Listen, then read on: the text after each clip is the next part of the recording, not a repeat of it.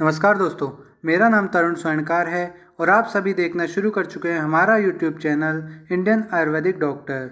दोस्तों, वीडियो को आगे बढ़ाने से पहले अगर आप हमारे चैनल पर नए हैं या आपने अभी तक हमारा चैनल सब्सक्राइब नहीं किया है तो please do subscribe our YouTube channel and press the bell icon for latest updates. दोस्तों, मैं तरुण स्वर्णकार आपके लिए चरक उत्तरार्ध के लेक्चर्स की एक सीरीज़ लाया हूँ, जिसमें आज के वीडियो में हम बात करेंगे चरक चिकित्सा स्थान 8 अध्याय 8 मतलब चरक चिकित्सा स्थान अध्याय 8 राज यक्ष्मा के सेकंड पार्ट के बारे में। फर्स्ट पार्ट में हमने यक्ष्मा के पर्याय, निदान, भेद, विभिन्न यक्ष्मा की संप्राप्ति एवं लक्षण, यक्ष्मा के पूर्व रूप, यक्ष्मा की सामान्य संप्राप्ति, यक्ष्मा के एकादश रूप, उनके लक्ष्य, उनके चिकित्सा संप्राप्ति, उनके कारण, उनकी संप्राप्ति, ये हमने देख ली थी। आज हम देखेंगे यक्ष्मा की चिकित्सा, मद्य के गुण, यक्ष्मा के विभिन्न पेयादि और यक्ष्मा की देवव्यापाश्य चिकित्सा के बारे में। चलिए दोस्तों, वीडियो को शुरू करते हैं। यक्ष्मा की चिकित्सा, तो यहाँ पे क्या पता रखा सबसे पहले, आवस्थिक चिकित्सा। ठीक है, आवस्थिक चिकित्सा यानी कि रोग और रोगी के दोषों के बलाबल का विचार करके उनकी अवस्था के अनुसार यक्ष्मा रोग की चिकित्सा करना चाहिए। तो ये हो गई आवस्थिति की चिकित्सा। तो राजयक्ष्मा योग त्रिदोषजन्य होते हैं, ये बताया गया है। यहाँ पे इंपॉर्टेंट बातें मैंने आपको बता दी। पहली बात तो कि राजयक्ष्मा जो है वो त्रिदोषज होता है। दूसरी बात, उसमें अवस्थिति की चिकित्सा करते हैं। अवस्थिति की चिकित्सा कौन सी होती है? अवस्था के अनुसार, रोगी व रोग के बलाबल का विचार कर उनकी अवस्था के अनुसार की जाने वाली चिकित्सा। ठीक है, फिर उसके बाद इन्होंने बता रखा है कि 6 जो मेन लक्षण हैं इनके, जो एकादश रूप में से 6 जो रूप है उनकी सामान्य चिकित्सा, साधारण चिकित्सा आचार्य बताने जा रहे हैं। जैसे पीनस या प्रतिशय रोग की चिकित्सा, इसमें क्या क्या बता रखा है? स्वेद, अभ्यंग, धूम, शिर में आलेप, परिषेक, अवगाह आदि का प्रयोग करना चाहिए। आहार में जौ से बने पदार्थ या वाट्य या जौ का दलिया या भात देना चाहिए। ठीक है, स्वेद, अभ्यंग, धूम, शिर, आलेप, या फिर अपन ये भी बोल सकते हैं कि जब वो मतलब प्रतिशय का वेग धारण जन्य जब होता है ना, तो उसमें जो चिकित्सा देते हैं जनरली, वही चिकित्सा यहाँ पे भी दी जा रही है। फिर यक्ष्मा में मांस का प्रयोग बता रखा है कि लाव, तीतर, मुर्गा, बटेर, इनके मांस को घृत में पकाकर अम्ल, लवण, कटु रस से युक्त कर गरम गरम रस में यक्ष्मा रोगी को पीने को देना चाहिए। ठीक है, वात को की ज़्यादा प्रकोपित होती है, तो वात के प्रकोप को दूर करने के लिए मांस के प्रयोग को बताया। ठीक है, तो इसके अलावा बकरे का मांस में बकरे का मांस को ज़्यादा बढ़िया बताया गया है, तो बकरे के मांस का प्रयोग बताया। इसके अलावा यहाँ पे एक ट्रिक है जो मैंने लिखी है, यक्ष्मा रोग में वारुणी मध्य में वारुण्या जल मिलाकर माध्विक सुरा पिलाकर परी नारी से संकोच ना करें। ठीक है, यहाँ पे परिषेक स्वेद, नारी नाड़ी स्वेद, संकोच यानी संकर स्वेद और ना से उपनाह स्वेद, 4 प्रकार के स्वेद का यहाँ नीचे वर्णन आने वाला है। ठीक है, तो 4 प्रकार के स्वेद यक्ष्मा रोगी को बताए गए हैं। इसके अलावा वारुण्या जल, ये 5वीं चीज़, और एक मध्विक सुरा, ये जो 6 चीज़ें हैं ये यक्ष्मा रोगी को दी जा सकती है। तो ये चिकित्सा बने कि एक छोटी सी ट्रिक बनाई है कि किस प्रकार का स्वेदन करना चाहिए और कौन सी चीज़ पीने को देनी चाहिए। ठीक है, यहाँ पे देखिए, जैसे यहाँ पे ये बता रखा है कि यक्ष्मा रोगी में अगर मद्य पीना चाहता है तो वारुणी नामक मद्य का प्रसाद भाग पीने को देना चाहिए, यानी वारुण्या जल। ठीक है, यहाँ पे ये बता रखा है। फिर उसके बाद चारों पर्णियों, शाल पर्णी, प्रश्न पर्णी, मुदक पर्णी, माश पर्णी से पकाया हुआ जल पीने को देना चाहिए। ठीक है, ये चीज़ और याद रखना। फिर उसके बाद नीचे बता रखा है यक्ष्मा में स्वेद, तो पहले संकर स्वेद आ गया।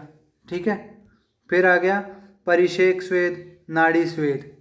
ठीक है, और लास्ट में यहाँ आ गया उपनाह स्वेद। 4 प्रकार के स्वेद का वर्णन आ गया। ठीक है, तो ये 4 स्वेद अपन कर सकते हैं और इसमें लक्षण भी बता रखे कि नाड़ी स्वेद कब करना है, परिषेक स्वेद कब करना है। ठीक है, ये रहा कृष्णा, उत्कारिका, उड़द, कुल्थी या पायस और संकर स्वेद से विधि पूर्वक कंठ, पार्श्व और छाती, सिर का स्वेदन करना चाहिए।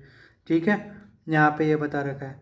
फिर नीचे परिषेक स्वेद में क्या बताया, वातनाशक पत्रों के क्वाथ से बरियरा, गुरुची या मुलेठी, ठीक है, इनसे पकाए हुए गर्म क्वाथ से शिर का परिषेक करना चाहिए, शिर के लिए बता दिया।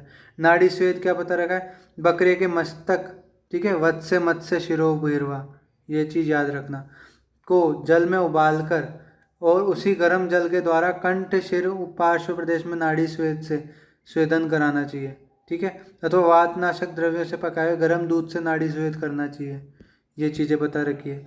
फिर उसके बाद यहाँ पे लास्ट पता रखा उपनास स्वेद, कि उपनास स्वेद में क्या है, शिर, पार्श्व और अंश प्रदेश में शूल हो तो उन रोगियों को उपना पुल्टिस बांधकर स्वेदन करना चाहिए, ठीक है। आलेपन बता रखा है यहाँ पे यक्ष्मा में, एक रीडिंग मार लेना। फिर उसके बाद यहाँ पे बता रखा है यक्ष्मा में नस्य प्रयोग, ठीक है। शिरः पार्श्व शूलेषु रुधिरम तस्य निर्हरेत, मतलब शिर में शिरः शूल, पार्श्व शूल और जो रक्त स्टीवन वगैरह कर रखा है तो उसको रक्त रुधिर रक्त वमन से, ओ सॉरी माफ़ कीजिएगा, रुधिर निष्कासन से, रक्त निर्हरण से दूर करना चाहिए। किसके द्वारा, श्रृंग तुम्बी जोंक द्वारा, सिरावेद द्वारा निकाल देना चाहिए, ठीक है। इससे क्या होता है, शिरशूल, पार्श्वशूल और अंशशूल नष्ट हो जाते हैं। इसके अलावा नस्य, धूमपान, भोजन में स्नेहपान, तेल, अभ्यंग आदि के बारे में बताया गया है, ठीक है। पद्मकादि प्रदेय, नाम याद रखना, योग है पद्मकादि प्रदेय, ठीक है। पद्मकादि प्रदेय लगाना चाहिए। इसके अलावा प्रपौंड्रिक आदि प्रलेप, ठीक है, ये चीज़ आप याद रखना। फिर है शतदौत ग्रथ और चंदनादि तेल, ठीक है, इनको याद रखना, संशमनी चिकित्सा में काम आते हैं। फिर उसके बाद यक्ष्मा में वमन व विरेचन कराना चाहिए, ठीक है, ये चीज़ आप पढ़ लेना एक बार। विरेचन का थोड़ा ध्यान रखना चाहिए क्योंकि क्या है कि जब पूरी अधिक मात्रा में निकल रहा हो, ठीक है, तो आत्मा गात्र को छोड़ देती है, तो बल का विचार करके ही विरेचन देना चाहिए, ठीक है। और अधिक मल का निस्सरण हो गया तो व्यक्ति की मृत्यु हो सकती है यहाँ पे, मतलब विरेचन देते वक्त थोड़ा संभल जाना चाहिए क्योंकि उसमें अतिसार अगर लक्षण दिख रहा है आपको तो उसके बल को देखते हुए ही विरेचन कराना चाहिए, वरना नहीं कराना चाहिए, ठीक है। ये यहाँ पे बताया गया है। आगे हम बात करें कि सिद्ध योग कि भाई काश, श्वास, स्वरभेद, शिरशूल, पार्शूल, अंशशूल में आगे कहे जाने वाले सिद्ध योगों को बताएंगे। जैसे राजयक्ष्मा में नस्य बता रखा है, ठीक है। नस्य क्या है, अब नस्य नासा शीर्षोद्वार है तो सिर से रिलेटेड कोई लक्षण है ना तो नस्य देना बहुत श्रेयस्कर माना जाता है, ठीक है। तो यहाँ पे नस्य के योग बता रखे हैं। फिर घृतपान बता रखा है कि शिर पार्श्व सशूलग्नम काश श्वास निर्बर्हणम, ठीक है, प्रयुज्यमानम बहशो घृतम च उत्तर भक्तिकम। अब यहाँ पे घृतपान का महत्व बता रखा है यहाँ पे कि भोजन करने के बाद अधिक मात्रा में कुछ दिन तक लगातार घृतपान करने से शिरशूल, पार्श्वशूल और अंशशूल काश, श्वास, ये जो लक्षण है वो नष्ट हो जाते हैं। फिर दशमूलाद्य घृत इंपॉर्टेंट है, ठीक है। सद्यो रोगानेतान प्रबाधते, यानी कि ये जो बला गर्भ घृत है, बला का कल्क है, ठीक है, मांसरस, गोदुग्ध, दशमूल के क्वाथ से सिद्ध किए हुए घृत को भोजन के बाद पान करने से शिरशूल, पार्श्वशूल, अंश का श्वास या नष्ट होते हैं, ठीक है, ये चीज़ आप याद रखना। फिर राजयक्ष्मा में घृत पाक, रासना घृत, बला घृत का पान करने को बोला है, ठीक है। अब आगे बात करते हैं हम खजूरादि घृत, नाम याद रखना, जो स्वरभेद, काश, ज्वर, श्वास को नष्ट करने वाला होता है, ठीक है। इसके अलावा हम आगे बात करें दशमूल घृत, और बात करें आगे पंचमूल घृत, ठीक है, ये आगे पंचमूल घृत। फिर यहाँ पे सप्तक बल दिया हुआ है, सप्तक बल आपको याद रखना है। सप्तक बल में क्या क्या आते हैं, 7 लक्षण आते हैं राजयक्ष्मा के 11 में से। कौन कौन से, काश, स्वरभेद, श्वास, हिक्का, शिरशूल, पार्श्वशूल, अंशशूल, ठीक है। तो ये हिक्का एक अलग चीज़ है, हिक्का यहाँ पे लक्षण नहीं है, एकादश लक्षण का हिस्सा नहीं है, फिर भी ये चीज़ आपको अच्छे से याद रखनी है। सप्तक बल नाम से 2 नंबर में बहुत पूछा जाता है क्वेश्चन कि राज्यक्ष्मा के सप्तक बल बताइए, तो उसमें आपको ये 7 नाम लिखने हैं। कौन कौन से, काश, स्वरभेद, श्वास, हिक्का, शिरशूल, पार्श्वशूल, अंशशूल, ये ऊपर लिख रखा है, ठीक है। काश, श्वास, हिक्का, वैसे आप इस तरह से भी याद कर सकते हैं, जल्दी याद होगा, काश, श्वास, हिक्का, स्वरभेद, शिरशूल, पार्श्वशूल, अंशशूल, मतलब तीनों शूल नीचे एक साथ कर लो, ऊपर के बाकी का स्वा सिक्का, ये तो नॉर्मल याद हो जाता है, एक स्वर भेद याद करना पड़ेगा बस आपको। का स्वा सिक्का, स्वर भेद, शिरशूल, पार्श्वशूल और अंशशूल। ठीक है, आगे हम बात करते हैं सीतोपलादि चूर्ण। इम्पोर्टेंट है, इसका श्लोक याद कर लेना। ठीक है, वैसे तो करके आए होंगे आप सेकंड ईयर में रसशास्त्र भेषज कल्पना में, फिर भी याद कर लेना। शीतोपला तुगा क्षीरिम पिप्पिलिम बहुलाम त्वचम अंत्य ऊर्ध्वम द्विगुणितम लेयान मधु सर्पिशम चूर्णितम प्रायदेशवा तच्छ्वास कास कफातुरम। ठीक है, सुप्त जीवो अरुचिकिनम अल्पाग्निम पार्श्वशूलिनाम, ये इसके बता रखे कहाँ यूज कर सकते हैं इसको। ठीक है, सीता, मिश्री, वंशलोचन, पिप्पली, छोटी इलायची और दालचीनी, इन 5 द्रव्यों का अंत से आदि तक दुगुनी मात्रा में लेकर कपड़ छान चूर्ण बनाकर मधु व घृत मिलाकर चाटना चाहिए। ठीक है, या चूर्ण को सूखा खाकर जल पीना चाहिए। इस सेवन से श्वास, कास, कफ से पीड़ित व्यक्तियों के रोगियों का कफ नष्ट होता है। जिह्वा की शून्यता और अरुचि, अल्पाग्नि, पार्श्वशूल से पीड़ित रोगियों को इसे चटाना चाहिए और चूर्ण खिलाना चाहिए। ये जो चूर्ण है सीतोपलादि चूर्ण, या आप एक नॉर्मल लाइफ में आप बहुत अच्छा इफेक्ट है इसका, बहुत बहुत बढ़िया इफेक्ट है। ठीक है, किसी को कफ वाली खांसी हो, ठीक है, जिसमें कफ निकाल रहा हो, तो उसको शहद के साथ ये दें, ये ट्राई करें घर पे भी। ठीक है, बहुत अच्छा काम करता है, इफेक्टिव काम करता है, कुछ डोज के अंदर ही आपको आराम मिल जाएगा। ठीक है, कफज कास में भी और सूखी खांसी में भी ये काम करता है, लेकिन कफज कास में ये ज़्यादा अच्छा है। ठीक है, इससे कफ नष्ट होता है। फिर वासा व शतावरी घृत का प्रयोग बता रखा है, ये चीज़ आप याद रख लेना। वासा घृत का क्या है कि वासा घृत को रक्तपित्त और गुल्म चिकित्सा में भी बताया गया है, और जबकि शतावरी घृत का योनि व्यापद में अध्याय में आया है। फिर दुरालभा घृत, दुरालभाद्य घृत है। ठीक है, नाम याद रखना। जीवंत्याद्य घृत, जीवंत्याद्य घृत जो है यक्ष्मा के जो 11 एकादश लक्षण है वो शीघ्र ही नष्ट करने के लिए श्रेष्ठ योग बताया गया। ठीक है, ये चीज़ आप याद रखना। बलादि क्षीर है। फिर राजयक्ष्मा में पत्ते बता रखे कि बकरी का दूध, किसी का राजयक्ष्मा हो रहा हो, ट्यूबरकुलोसिस हो रहा हो, ठीक है, तो उसको बकरी का दूध पिलाना श्रेष्ठ रहता है। ये चीज़ आप याद रखना, बकरी का दूध उसको बल देने वाला होता है। ठीक है, जंगल पशु पक्षियों का मांसरस, चना, मूंग, मोठ आदि का प्रयोग। फिर ज्वरोक्त चिकित्सा, राजयक्ष्मा में बिल्कुल ज्वर के जैसी चिकित्सा होती है, क्योंकि ज्वर एक लक्षण है उसमें एकादश लक्षणों में। ठीक है, तो ज्वर में जो ज्वर शमन के जो औषध द्रव्य बता रखे हैं, क्वाथ, कल्क आदि बता रखे हैं, उनको घृत में लाकर घृत से सिद्ध करके जो है ज्वर व दाह शांति के लिए दिया जा सकता है। फिर कफ प्रसेक की चिकित्सा तो वमन बता रखे हैं यहाँ पे, मदन फल से सिद्ध किए हुए दूध से। ठीक है, फिर उसके अलावा कफनाशक आहार विहार बता रखे हैं, जौ, गेहूँ, माध्विक, जो मैंने उसमें ट्रिक में था, माध्विक, सेधु, अरिष्ट, सूरा, आसव आदि का प्रयोग यहाँ पे कफ को जीतने के लिए बताया गया है। ठीक है, कफ का प्रसेक हो जाने से कुपित वायु यदि कफ को बाहर निकालती है तो उसे कफ प्रसेक कहते हैं। कफ प्रसेक को विद्वान स्निग्ध और उष्ण द्रव्यों के प्रयोग से जीते, ये चीज़ आप याद रखिएगा। फिर वमन की चिकित्सा बता रखी है कि कफ प्रसेक की जो चिकित्सा बताई है वही चिकित्सा वमन रोग में भी उत्तम होती है, और हृदय के लिए अनुकूल या मनोनुकूल वातनाशक लघु अन्नपान का सेवन कराना चाहिए। ठीक है, अतिसार की संप्राप्ति बता रखी है, अग्निमंद होने के कारण झागदार अतिसार उत्पन्न हो जाता है, रोगी के मुख का स्वाद बिगड़ जाता है और भोजन में रुचि नहीं रहती। अतिसार की चिकित्सा बता रखी है कि अग्निदीपक, अतिसार नाशक और मुख शुद्धिकारक और अरुचि नाशक योगों का प्रयोग करने को बोला गया है। ठीक है, सौंठ और इंद्रजों के समान भाग चूर्ण मिलाकर चावल के पानी से पीने को देना चाहिए। जब वो पच जाए तो चांगेरी या मट्ठा या खट्टे अनार का रस मिलाकर पकाई हुई यवागु को भोजन कराना चाहिए। ठीक है, यवागु पान। फिर आगे याद रखना पाठादि चूर्ण, जम्बुआदि चूर्ण। ठीक है, एक नाम याद रखना योगों के। फिर हम आगे बात करें तो यक्ष्मा में खड़ का प्रयोग बता रखा है। इसके अलावा मांस का प्रयोग पहले भी आ चुका, मांस का प्रयोग बता रखा है, जो मल को बांधने वाले, ठीक है, ऐसे मांस रस हैं जो, उनका प्रयोग। फिर मुख वैरस्य नाशक के लिए, मुख की विरसता को दूर करने के लिए 2 बार दातुन करने का कहा गया है। ठीक है, ये 2 कालो दंत पवनम, मतलब 2 बार दातुन करने को बोला गया है। मुख शोधक द्रव्यों का क्वाथ का कवल धारण करना, जिसको अपन आज के डेट में अपन बोलते हैं क्या, माउथ वॉश। ठीक है, माउथ वॉश करना ये। फिर उसके बाद यहाँ पे आगे हम बात करें यवानी शाढ़व चूर्ण। ठीक है। यवानी शाड़ा चूर्ण इम्पोर्टेंट है योग, यह एक बार अच्छे से पढ़ लेना, इसकी मात्रा बता रखी है, ठीक है।